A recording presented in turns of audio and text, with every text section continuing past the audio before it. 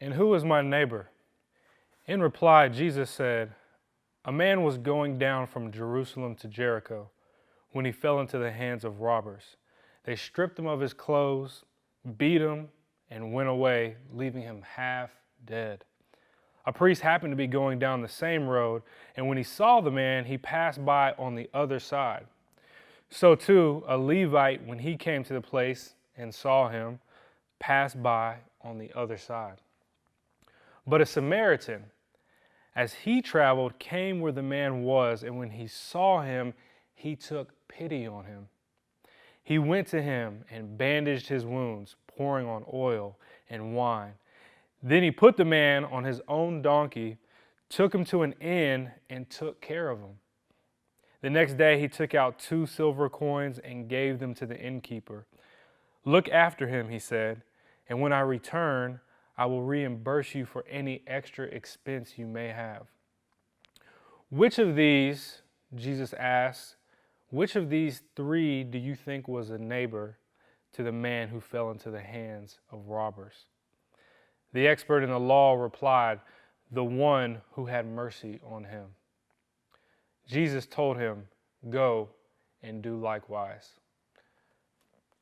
Ahmaud Arbery, George Floyd, Breonna Taylor.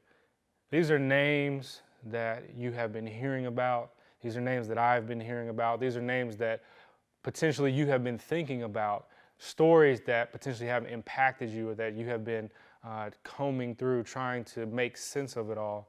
Likewise, I've been sitting back thinking of these events as well.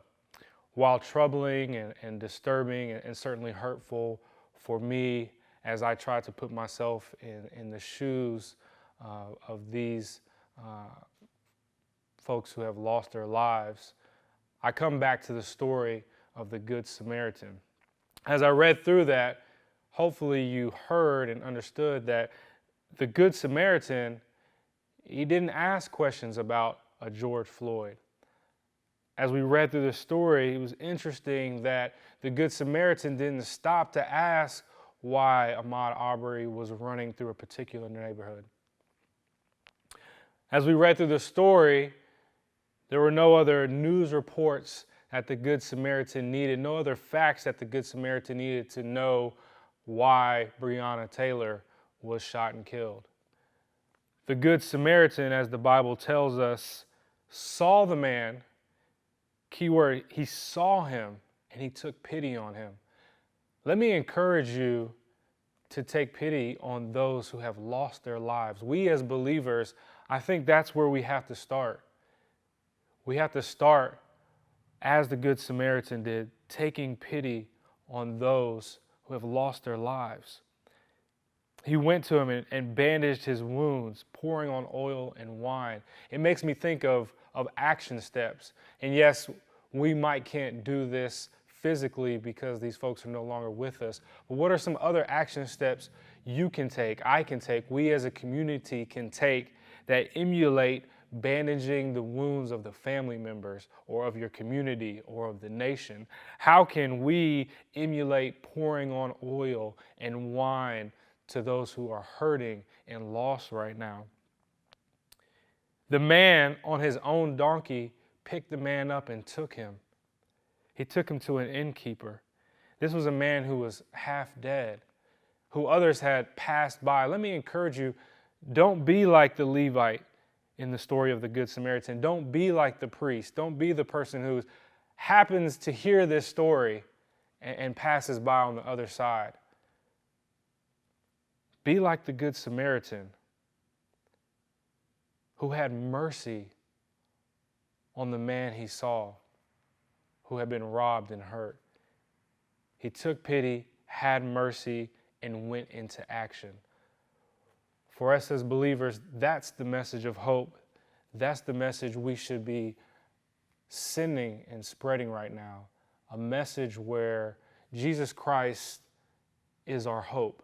We start there. What we're wrestling with, what we're dealing with, these thoughts that I'm having, these thoughts that you're having, this is spiritual warfare, right?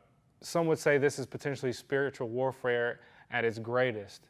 And so if we don't start on our knees coming to God, seeking godly wisdom in these moments, praying, then our efforts in the physical sense will be futile, will be fruitless. But if we start with Christ, if we start and understand that He has the power to heal our land, our community, our souls. He has the power to heal the families who have lost loved ones. He has the power to heal our nation, the power to heal our world. And so we start there, and then we move into action as a Good Samaritan did.